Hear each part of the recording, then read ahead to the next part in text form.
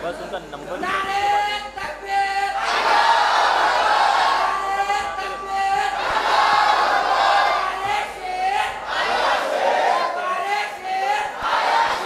औज़ बिल्लाहि मिनश शैतानिर रजीम गाड़ी बिस्मिल्लाहिर्रहमानिर्रहीम लेके आ जाओ तुम्हारी इधर। अस्सलामु अलैकुम रहमतुल्लाहि वबरकातुहू।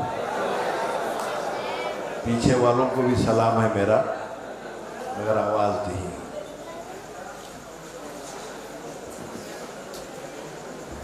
शहनशीन पे तशरीफ फरमा कुल हिंद मजलिस इत्तेहादुल मुस्लिमीन के महाराष्ट्र के कारगुजार सदर आली जनाब डॉक्टर अब्दुल गफ्फार कादरी साहब,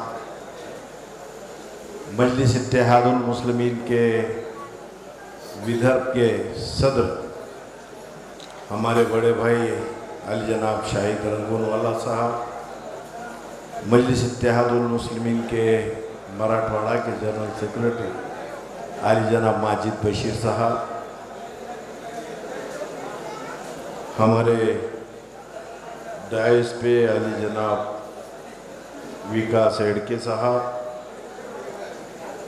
साबिका कॉरपोरेटर औरंगाबाद परवेज़ खान साहब, शहर नांदेड़ के तर्जुमान मजलिस इत्तेहादुल मुस्लिमीन, मजलिस इत्तेहादुल मुस्लिमीन के नौजवान मेरे साथी, आपके ज़िले के सदर आली जनाब सैयद इरफान साहब, भोकर से तशरीफ़ फरमा मजलिस इत्तेहादुल मुस्लिमीन के तालुक़े के सदर जुनैद पटेल साहब, हदगांव से तशरीफ़ फरमा मजलिस इत्तेहादुल मुस्लिमीन के तालुक़े के सदर आली जनाब अहमद चौस साहब, तामसे से तशरीफ़ फरमा आली जनाब शाहरुख साहब, मजलिस इत्तेहादुल मुस्लिमीन के तमाम साबिका कॉरपोरेटर, मजलिस इत्तेहादुल मुस्लिमीन के ज़िम्मेदारान, इज़्ज़त डायस, बुज़ुर्गों, नौजवान दोस्तों, साथियों, सबसे पहले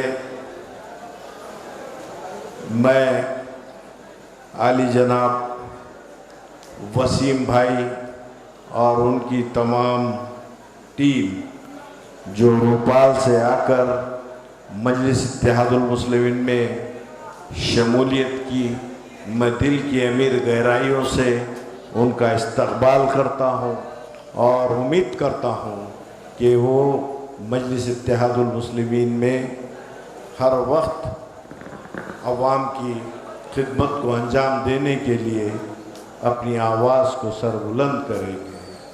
अज़ीज़ाने मिल्लत, आज का जलसा मजलिस इत्तेहादुल मुस्लिमीन की जानिब से मुनक़्क़द किया गया है, जिसका उन्वान हालत हाज़िरा है। हकीकत यही है कि हमको ये समझना पड़ेगा कि हालात इस वतन अजीज़ में क्या है। दो किस्म के दो हालात हैं। एक ये है कि हमारे वतन अजीज़ में जो तानाशाह बादशाह इक़्तिदार पर बैठा, जो बर्बरियत का माहौल पैदा कर रहा है, एक वो हालात हमारे सामने हैं जो मजलूमों पे जुल्म कर रहे हैं, जिनको पुरसाने के लिए कोई पुरसाने हाल नहीं है। हालात दूसरे हमारे दरमियान में ये है कि हमारे शहर के अंदर हमारी क़ियादत, हमारी लीडरशिप, उसको किस तरह से मजबूत करना चाहिए। ये दो तरह के हालात ये वतन के अंदर। अजीज़ाने मिल्लत, हालात हमारे कब बदलेंगे, इस उन्वान पे बहुत से मुखर्रिर बात करते हैं, मगर हकीकत यही है कि हमारे हालात तब बदलेंगे जब हमारी गली से लेके दिल्ली तक की जो क़ियादत, जब हम गली के अंदर अपनी क़ियादतों को कायम करेंगे। एक मजबूत क़ियादत है अगर हमारी रहेंगी, जब ऐवान बल्दिया के अंदर हमारी क़ियादतें जाएंगी, जहाँ पर हमारे जो मिली मसाइल होते हैं, तो वो मसाइल एक नई क़ियादत को पैदा करेगी। और वो क़ियादत आप उमर खेड़ की बहादुर अवाम ने 2016 में एक नहीं, 2 नहीं, बल्कि 8 बजे से इत्तेहादुल मुस्लिमीन के बहादुर उम्मीदवारों को कामयाब करके ऐवान बल्दिया में भेजा था। उसके बाद जब ये क़ियादतें, जब मजलूमों की आवाज बनकर जब ऐवानों में काम कर रही थी, जहां भी नुमाइंदगी करने का मामला आता था तो मजलिस का दीवाना इरफान हो या अफसर हो या मुजीब हो या नसीर हो या अंसार हो या इरफान हो, या तमाम जब दीवानों की टीम जहां पर जाती थी, जहां मजलूम पे जुल्म होता था, तो बहुत से सियासी लीडरों के पेट में दर्द शुरू होता था। क्या नहीं होता था? अगर आप 2016 में जब 8 नुमाइंदा कॉरपोरेटर आप जिता सकते हो, तो क्या शहर उमरखेड़ में क्या आप अपना नगर अध्यक्ष नहीं जिता सकते हो? जिता सकते, मगर हकीकत यही है कि हमको मुत्तहिद होना पड़ेगा, मुनज़्ज़म होना पड़ेगा। अगर हम मुत्तहिद होकर, मुनज़्ज़म होकर हम सियासत में अगर हिस्सा लेंगे, तो यकीनन जिस तरह से 2016 में आपने यहां से 8 उम्मीदवारों को कामयाब किया था, तो वो 8 उम्मीदवार कामयाब होकर, तो उसका हकीकत ये है कि ये 8 कॉरपोरेटरों की ताकत आपके हमारे महबूब कायद नखीब मिल्लत अलहाज बैरिस्टर असदुद्दीन अवैसी साहब के हाथ को मजबूत करने का काम किया और उनके हौसलों को बुलंद करने का काम किया। क्योंकि सियासत अब इसलिए जरूरी है कि हमारी क़ियादत मजबूत करने। आज कई अरसे से पार्टी के आला कायदीन ने जिम्मेदारियां दी। उमरखेड़ मेरा आना मैं समझता हूं 8 से 9 बार है। इस दरमियान में गुलिस्ता दिनों के अंदर कुछ मामला थे यहां के विकास के ताल्लुक से कारपोरेटरों के, तो मैं समझता हूं कि मजलिस इत्तेहादुल मुस्लिमीन के कारपोरेटर तमाम ने अच्छे काम किए। और पहले ऐसा होता था कि जो हमारे मिली मसाइल होते थे, हमारे महल्ले के जो मसाइल होते थे, उसके लिए नगर सेवक को ढूंढना पड़ता था। मगर अल्हम्दुलिल्लाह उमरखेड़ की अवाम ने ये 8 उम्मीदवारों को जब कामयाब किया था, तो ये उम्मीदवार, ये कारपोरेटर, ये अवाम के दरमियान में उनके मसाइलों के लिए उनके घर पे जा रहे हैं। ये आज बहुत सी सियासी पार्टियों को परेशान करने वाली बातें हो रही, मगर समझो, इस बार उम्मीद करता हूं 8 थे, 8 से डबल 16 होना चाहिए। नगर अध्यक्ष भी आपका होना चाहिए। क्यों बोल रहा हूं, इसको समझने की जरूरत। अगर हमारी क़ियादतें मजबूत हो जाएंगी, हम मुत्तहिद हो जाएंगे, तो कोई आरएसएस वाले के मां के जन्म में हिम्मत नहीं होगी कि मेरी और आपकी बहन बिल्किस की तरफ नजर उठा के नहीं देखें। आज हमारी बहन के साथ क्या हुआ, उसकी लड़ाई कौन लड़ रहा है? उसकी ऐवान पार्लियामेंट में अगर उसके दर्द की तर्जुमानी और उसके दर्द की बयानी अगर कोई कर रहे हैं, तो आपके हमारे महबूब कायद नखीब मिल्लत अलहाज बैरिस्टर। मामला बहुत इस वक्त में हो रहे हैं। अभी मेरे दोस्त, अजीज दोस्त दादा साहब ने कह कर गया कि यह देश भारत है, इसको हमको भारत ही बोलना पड़े। बहुत आएंगे, मगर मामला क्या हुआ?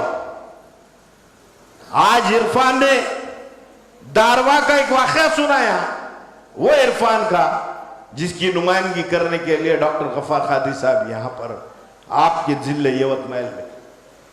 मामला तो और भी, एक नौजवान नजीब कई अरसे से गुमशुदा हो गया, आज वो नहीं मिला। इसकी वजह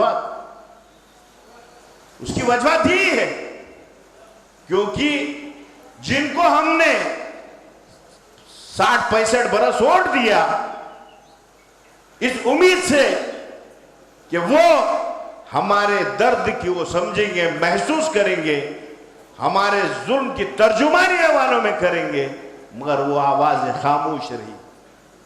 आज भी वो मां का दिल तड़प रहा है। अरे हालात तो ये हो गए, अब तो समझो मुसलमानों कि जिस तरीके से गुलिस्तान दिनों के अंदर एक आलम दीन को कलीम सिद्दीकी साहब को जेल में डाला जा रहा है, फिर भी उसके लिए कोई आवाजें बुलंद नहीं होती। अगर कोई आवाज बुलंद करता है तो आपके हमारे महबूब खायद अलहाज बैरिस्टर असदुद्दीन अवैसी साहब करते। ये वाकये होने वाले, ये क्यों हो रहे हैं, इसको तुमको हमको समझना पड़ेगा। तुम अगर हमारी लीडरशिप अगर मजबूत हो जाएंगी तो यकीनन ये जो चड्डीधारियां है, ये जो नामर्दों की टोलियां, ये आरएसएस बीजेपी वालों की जो एक मजलूम को टारगेट करते हैं, वो मां के जने में दम नहीं रहेगा। जबकि आपकी लीडरशिप मजबूत होंगी तो आपके नजर से नजर नहीं मिला सकता।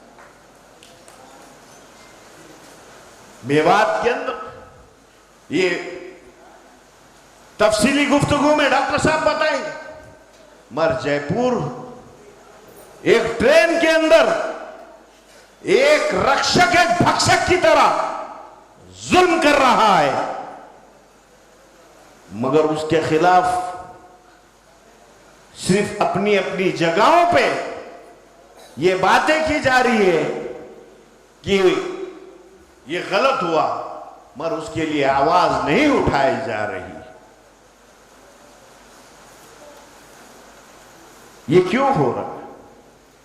ये रक्षक ये भक्षक इसलिए बन रहे हैं क्योंकि वो मुसलमानों को समझ रहे हैं कि मुसलमानों पे एक नहीं बहुत से ऐसे वाक़ये गिना सकता हूं मैं, मगर हमारी आवाजें कमजोर है, हमारी आवाजें नहीं उठती। वोट तो हमारा हासिल कर लेते हैं मगर हमारे लिए लड़ते नहीं हैं।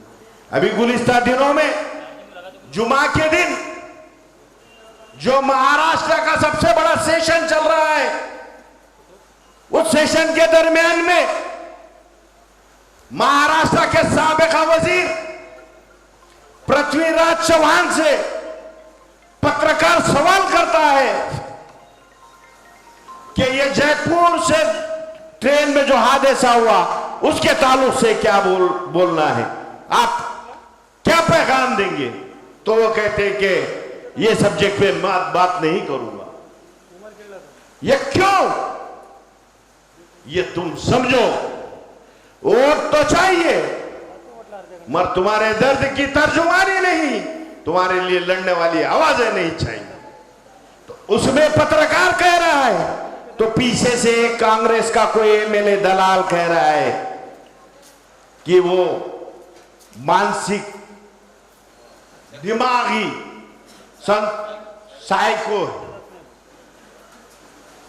यानी कि वो पागल है। तो मैं ये पृथ्वीराज चौहान और उसके यहाँ के कांग्रेस के चमचों से कहूंगा, उन्हें तो पागल नहीं बेटा, मगर ये मंजलिस वाले बड़े पागल हैं। और जब हम पागलपन पे आएंगे तो याद रखना, तुमको यहां से उखाड़ के फेंकेंगे, उमर खिड़की से तुम्हारी सियासत का खात्मा करें। ये समझो, मैं इसलिए कह रहा हूं क्योंकि अब मामला वो नहीं रहा। हाल ही में हरियाणा मेवात पे बात की गई है, जयपुर पे हो गई, महाराष्ट्र पे, मगर मैं उमरखेड़ की जनता से ये पूछना चाहूंगा, क्या नाम है वो जायसवाल,